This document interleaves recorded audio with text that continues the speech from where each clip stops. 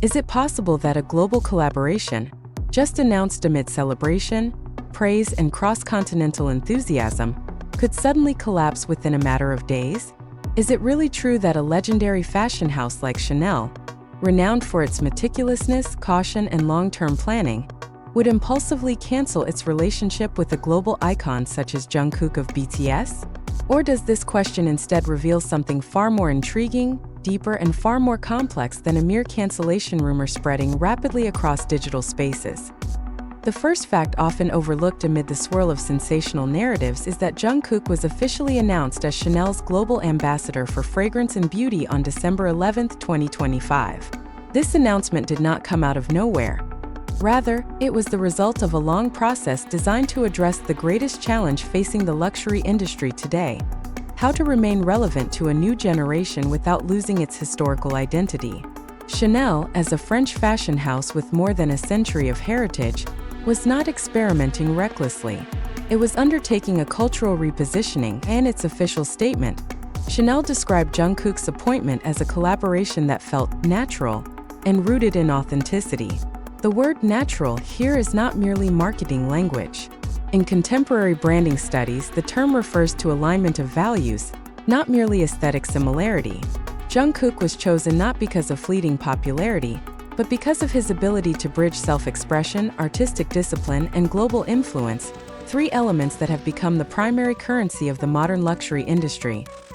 Thomas Dupree de Saint-Maur, head of global creative resources for fragrances and beauty at Chanel, explicitly stated that Jungkook perfectly embodies the essence of our house. This statement is not just personal praise. It is a strategic signal. Chanel is speaking to the market, to investors, and to a new generation of consumers that the definition of luxury has shifted. Luxury is no longer solely about distance and cold exclusivity, but about depth of meaning and emotional resonance. So why did the issue of incompatibility suddenly emerge? This is where digital cultural dynamics come into play. When a brand as large as Chanel chooses a figure with a fan base numbering in the hundreds of millions like Jungkook, public attention increases exponentially. Every movement, every visual, even every silence becomes subject to interpretation. In such a space, narratives are not always shaped by facts, but by perceptions, assumptions, and sometimes collective anxiety about change. Some have questioned whether Jungkook's strong image as a K-pop idol can truly align with Chanel's classic aesthetic. Yet this question actually reveals a fundamental misunderstanding of Chanel's own strategy. Chanel is not seeking to represent its past. It is building its future. This move aligns with trends noted by the industry Beauty, which state that beauty has become the primary gateway into luxury, and that to remain culturally relevant, brands must rely on global figures capable of bridging influence and authenticity. In this context, Jungkook is not an anomaly, but an answer. He is a symbol of a generation growing at the intersection of East and West, digital and analog, tradition and innovation. His solo career, including the success of Seven, which topped the Billboard Hot 100, demonstrates that his influence extends beyond fandom. He has become a global cultural phenomenon. Jungkook's appearance in exclusive features with El Korea, as well as his dialogue with Olivier Paulge, Chanel's in-house perfumer creator, further underscores the depth of this collaboration. The video featuring Jungkook in Paris, immersing himself in Chanel's perfume savoir-faire, is not ordinary promotional material. It is a narrative about the meeting of two worlds: the tradition of French haute parfumerie and the global sensibility of the 21st century. If this relationship had truly been cancelled, why would Chanel instead display increasingly intensive involvement? Why do exclusive contents continue to be released? Why has there not been a single official statement indicating any fracture in the relationship? These questions gradually lead us to a calmer yet stronger conclusion. The cancellation issue is not a fact, but a reflection of public tension toward the changes currently taking place. The reaction of ARMY around the world, including in Indonesia, points in the opposite direction. Hashtags such as hashtag #JUNKOOKXNLBY and hashtag #JungkookSellKorea have dominated global conversations, with thousands of posts praising Jungkook's aura as a beauty ambassador. In the modern media ecosystem, organic responses like these carry a weight that no brand can afford to ignore. To this point, The question is no longer whether Chanel has ended its relationship with Jungkook, but why such a narrative was so easily believed. Is it because we still struggle to accept that luxury is changing? Or because figures like Jungkook challenge long-standing boundaries about who is considered worthy of representing luxury? If the relationship between Chanel and Jungkook were truly on the brink of cancellation, why is what we see instead an escalation of engagement rather than a withdrawal? This question becomes the key to understanding how the narrative of incompatibility was born, spread, and gained its own momentum, independent of the actual reality. In today's digital cultural landscape, truth is often determined not by official facts, but by how quickly a narrative can trigger collective emotion. Chanel is not a newcomer when it comes to reading the signs of the times. This fashion house has survived world wars, cultural revolutions, and social transformations far more extreme than a debate over an ambassador. Thus, when Chanel chose Jungkook, a figure who represents a global generation without geographical boundaries, the decision did not emerge from a vacuum. It was the result of a deep understanding that luxury today no longer lives in an ivory tower, but within the fast-moving currents of popular culture. Yet it is precisely here that tension arises. For some traditional observers, Jungkook's presence is perceived as too bright, too pop, too close to the masses. This perception creates an illusion of incompatibility, as if exclusivity can only survive through distance and silence. In reality, Chanel's own history was built on the dismantling of norms. Gabrielle Coco Chanel was once considered radical for introducing masculine elements into women's fashion. What is now called classic was once a form of rebellion. The issue of incompatibility, therefore, is not an objective assessment, but a reflection of cultural anxiety. Jungkook is not merely a new face. He is a symbol of a shift in power within the fashion and beauty industries. He brings with him a global community that is vocal, connected, and possesses tangible economic influence. For brands, this is an opportunity. For some others, it feels like a threat to the old order. Publications such as The Industry Beauty have long noted that beauty has become the primary gateway into luxury. Within this framework, figures like Jungkook are highly relevant because they do not merely sell products but narratives. He speaks to self-expression, emotional proximity, and authenticity, values increasingly sought by Gen Z and millennials. Chanel is not losing its identity, it is translating it into the language of the times. When the video of Jungkook with Olivier Paulge was released, many viewed it as ordinary promotional content. For industry analysts, however, it was a strong signal that this collaboration is profound. Conversations about savoir-faire, about the creative process behind fragrances, show that Jungkook is not positioned as an empty face, but as a narrative participant. This is not an approach Chanel would take lightly, especially if the relationship were in a fragile state. On the other hand, ARMY's reaction illustrates how modern fandom operates as a cultural force. Thousands of posts, visual analyses, and cross-border discussions create a complex ecosystem of interpretation. In such a space, a single small speculation can grow into a global issue within hours. Interestingly, rather than weakening the collaboration, this enthusiasm has instead strengthened Chanel's visibility in markets that traditional luxury brands have long struggled to reach. Analysts from various economic media, including Economic Times, have assessed Chanel's move as a smart strategy to secure long-term relevance. With Jungkook's fanbase reaching hundreds of millions, the impact of this collaboration is not merely symbolic, but also financial. In this context, the idea that Chanel would suddenly sever ties feels contradictory to rational business logic. So why does the cancellation narrative persist? The answer lies in the inherent appeal of drama itself. Conflict is always more captivating than stability. The question, has it been cancelled, is more provocative than the statement, everything is proceeding as planned.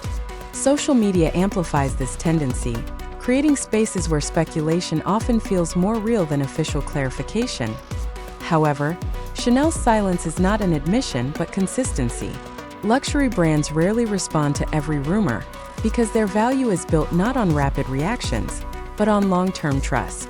In many previous cases, Chanel has chosen to let time prove its direction, and so far, all signs point toward continuation, not termination. Behind the noise lies an undeniable fact. There has not been a single official statement announcing a cancellation. On the contrary, all visible activity, content, publications, and campaign anticipation signals continuity. The headline, "Officially Cancelled," thus transforms into a mirror reflecting public fear of change, rather than the reality of the relationship between Chanel and Jungkook. And in the end, the question, officially cancelled, Chanel ends its relationship with Jungkook, actually leads us to a broader understanding of how the luxury world is undergoing a fundamental transformation.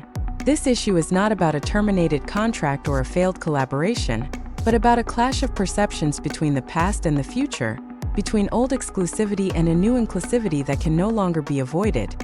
Since its founding, Chanel has never been a static institution. The history of this fashion house is a history of courage, of going against the current.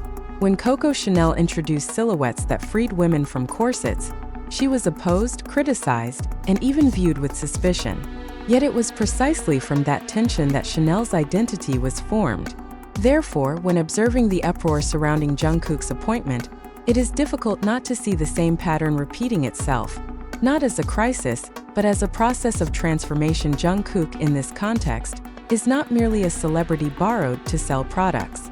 He is a symbol of a new kind of consumer who wants to be engaged in conversation, not lectured. A generation that no longer sees luxury as distant and cold, but as a personal and emotional form of self-expression. Chanel understands that to remain culturally alive, it must be present in the spaces where meaning is being created, not only in spaces that feel comfortable for tradition. As the public awaits Jungkook's first campaign as global ambassador for fragrance and beauty, that very anticipation becomes proof that this relationship has not entered a fractured phase, let alone a cancelled one. In the fashion and beauty industry, cancellations are usually marked by sudden silence, the erasure of digital traces, and the withdrawal of content. What we see, however, is the opposite. Narratives continue to be built, discussions continue to evolve, and public interest continues to grow. Chanel's silence amid rumors is not a sign of trouble, but part of its institutional language. Chanel speaks through work, through campaigns, through time. It does not affirm the existence of this collaboration with forceful denials because there is nothing to deny. In the luxury ecosystem, stability is often more powerful than verbal clarification. The rapid spread of cancellation rumors instead reveals how modern audiences consume information. Provocative headlines are more readily believed than complex explanations. Disruptive questions are more appealing than calm answers. Yet over time, narratives unsupported by facts lose their own momentum. What remains is reality. Jungkook continues to be part of Chanel's strategy, and Chanel continues to move forward with the vision it has set. For ARMY and cultural observers, this story becomes a lesson in how global figures like Jungkook stand at the intersection of art, business, and identity. Each of his steps represents not only himself, but also a shift in how the world understands influence. Within this framework, claims of incompatibility grow increasingly fragile, because it is often precisely incompatibility that gives birth to innovation. So if there is a greatest surprise in all of this, it is not the cancellation that never happened, but the fact that a fashion house more than 100 years old chose to bet on the future with full conviction. Chanel did not retreat, hesitate, or cancel. They are writing a new chapter, and Jungkook is part of its opening sentence. The initial question that felt so unsettling slowly finds its own answer. Not through dramatic official statements, but through consistency, direction, and calm logic. Officially cancelled ultimately becomes a reflection of how quickly we believe in conflict, and how rarely we allow space for change as it quietly does its work.